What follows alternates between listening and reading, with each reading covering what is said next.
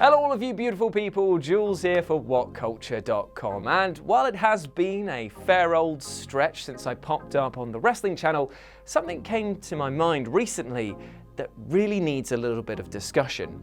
Now, just over a year ago, Sidgwick and I discussed how Seth Rollins was the closest thing to being the guy within the WWE at the time. He was rocking matches, getting amazing showings with the likes of The Miz, reinvigorating Raw's confused tag team division. He rejuvenated himself as an energetic, super working babyface after a period of underwhelming performances following significant knee surgery. And heading into WrestleMania 35 season, Rollins was poised to make a run at the top face role.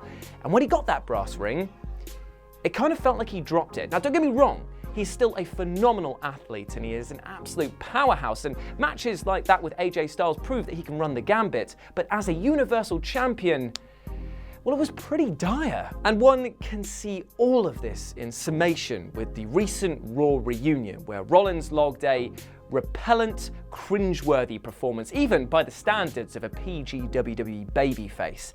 In the second Miz TV segment, built around the Seth Rollins versus Brock Lesnar program, and in as many months, I mean, boy, what an imaginative show that we all watch, Rollins discussed his opponent and his upcoming SummerSlam match. He mentioned Lesnar by name before collecting himself, and he didn't do it justice, and he tried to mock Paul Heyman, doing an impression to amuse the crowd. "Brock Lesnar!" he shouted, and then just motorboated on and on and on. It wasn't funny, but he nearly corpsed. Clearly, he was amusing himself. He then proceeded to stand up and try and do an impression of Brock, presenting him as some sort of lumbering oaf with beady little eyes and a big red head. And you know what? He looked like a complete and utter prat.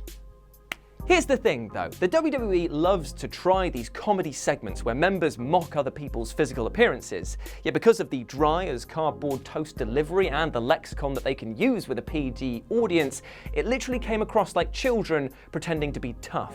And then he tried to get over this catchphrase, the Godzilla-looking bastard, notorious GLB, as if it were a thing, and then he sat down far too pleased with himself. It was eye-opening at how the WWE views Seth. They saw that those words were fit to come out of his beautiful mouth. They thought that he was worthy of saying those lines. Jesus Christ. Next, we got this line. Brock Lesnar is a Seth Rollins wannabe. I'm sorry, but at this point, no one is a Seth Rollins wannabe, not least of all Brock Lesnar, and it's here that we see a huge misunderstanding of the WWE. No one wants to be Seth Rollins because they've put him on a podium but accidentally stabbed him with the pole itself. If you're to take the Raw reunion as an example, nobody even wants to be around him. I mean, look at all the memes of the Clique ruthlessly bantering him off. Everyone wanted to bash beer cans with Steve Austin.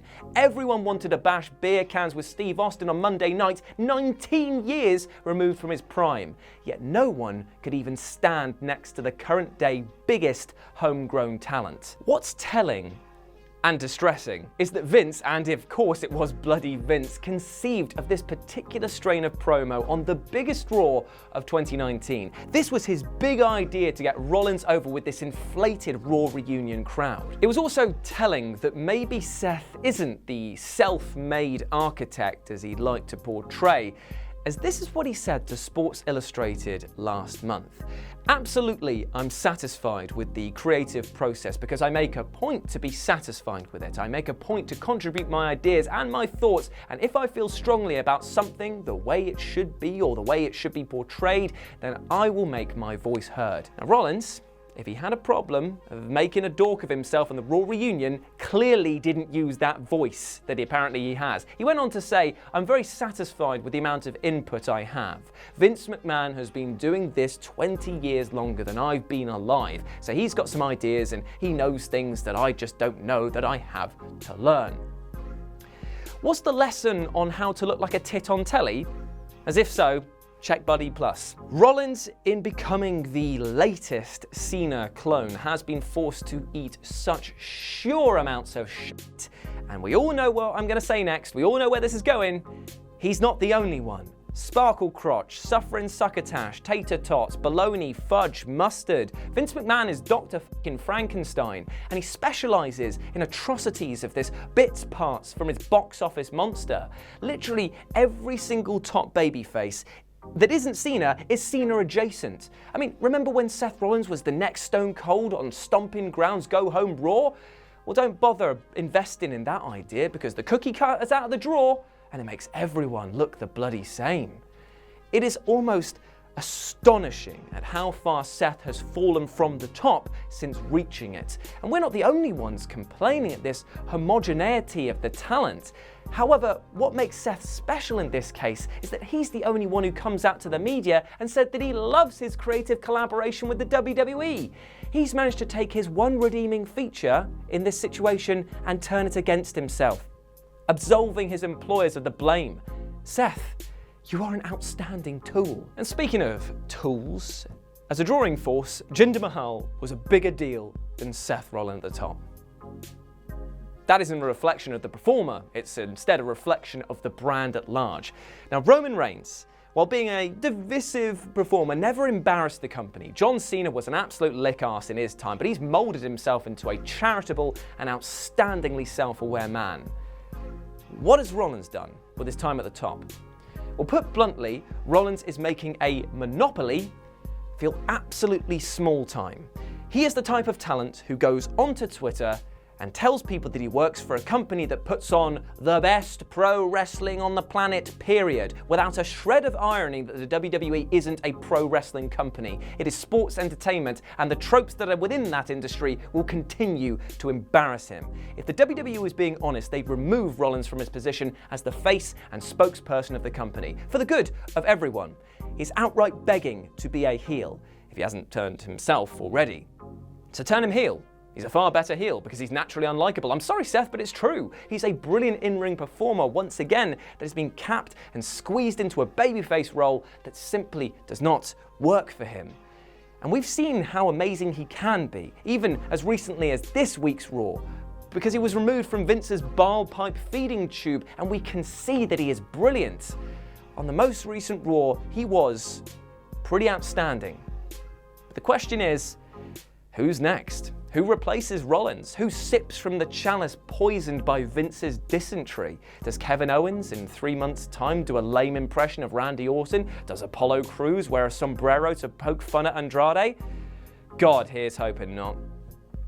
To borrow a phrase from Always Sunny, get rid of the dead tooth. The stench is overwhelming. And there we go, those were some thoughts on if the WWE is being honest about Seth Rollins. Let me know what you think about this down in the comments section below, because remember, this is a discourse and I am not crapping on Seth Rollins as an in-ring performer. I'm just saying that, my God, the roles are tried, tested, and goddamn tired in the WWE sometimes. And I think that we can all agree with that. But if you don't, then let me know down below, because again, it is a discourse and I want to have a chat.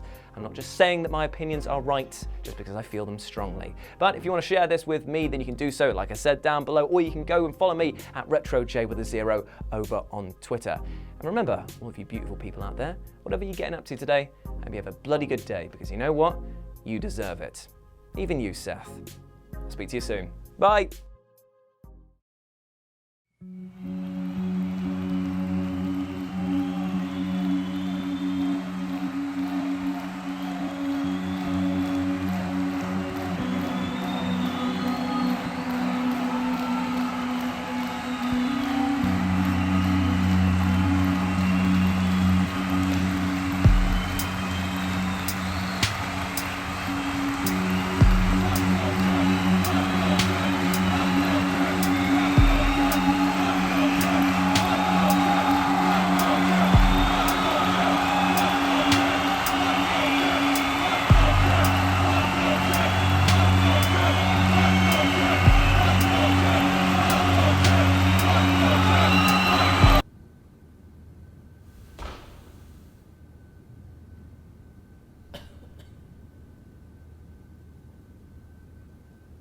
Does anyone know any songs then? No. Really? Clearly knows Wonderwall. Not all of it. How about we do a video channel instead?